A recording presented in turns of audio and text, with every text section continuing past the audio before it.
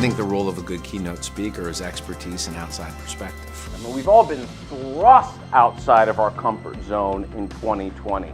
We've been required to get more comfortable being uncomfortable. But that's where the change happens. Put people first. Performance and profitability will follow. The very best sales leaders recognize that leadership isn't a job, it's a responsibility. I know for you, this isn't just a job, it's something so much more. It is a calling, and I truly think this moment of pause might be an opportunity.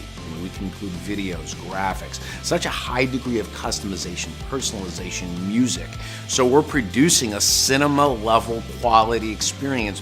Problems are actually some of your very best opportunities to create a memorable experience and deepen a relationship.